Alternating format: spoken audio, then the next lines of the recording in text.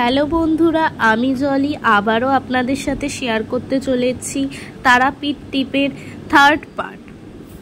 তো আমরা আজকে চলেছি 51 সতীপীঠের মধ্যে অন্যতম ফুল্লরা মায়ের দর্শন করতে, কিন্তু এই মন্দিরটি ফুল্লরা মায়ের নয়। আমরা মিস্টেকলি এই মন্দিরটায় আসি এবং এখানে বিরাজমান ছিলেন হনুমানজি ও মহাদেব। তো যখন যার দর্শন পাওয়া কপালে থাকে অবশ্যই সেই দর্শন হবে, সেটা কেউ ঠেকাতে পারে না। আমরা সকলেই জানি বীরভূম হচ্ছে মা তারার চারণভূমি। আপনারা দেখতেই পাচ্ছেন এখানে শিব শম্ভু এবং আমাদের হনুমানজি বিরাজমান রয়েছেন। আমরা সেখানে গেলাম, পুজো দিলাম, দেন আমরা সেখান থেকে চলে যাই 51 সতীপীঠের অন্যতম দেবী ফুল্লরা মাতা নামে পূজিতা ফুল্লরা দেবীর মন্দিরে। সতীর ওষ্ঠ এখানে পড়েছিল, আমরা সকলেই জানি। আমরা কিছু ইনফরমেশন এখানে জেনে নেব। প্রস্তরময় কুর্মাকৃতির স্বয়ং আবির্ভূতা দেবী ফুল্লরা জয় দুর্গা ধ্যানে পূজা গ্রহণ করেন।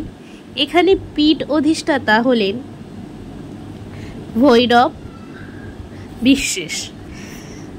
চলুন আমার সাথে দেবী ফুল্লরা মাতাকে দর্শন করুন এবং কমেন্টে অবশ্যই জয় মা বলে কমেন্ট করে যাবেন।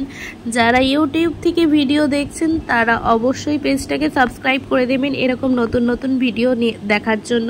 আর যারা ফেসবুক থেকে দেখছেন তারা অবশ্যই আমার পেজটাকে লাইক করে দেবেন, ফলো করে দেবেন এবং কমেন্ট করতে ভুলবেন না কিন্তু। তো জয় মা ফুল্লরা দেবীর জয়, সবাই কমেন্ট করে যান।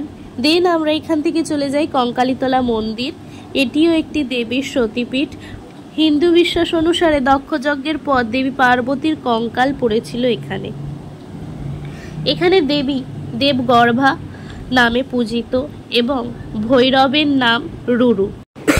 দেন আমরা ওখান থেকে পুজো দিয়ে চলে যাই অন্য জায়গায়। কোথায় গেলাম সেটা জানার জন্য অবশ্যই আমার সাথে থাকতে হবে, আমার ভিডিওগুলো দেখতে হবে। চলো দেখা হচ্ছে নেক্সট ভিডিও।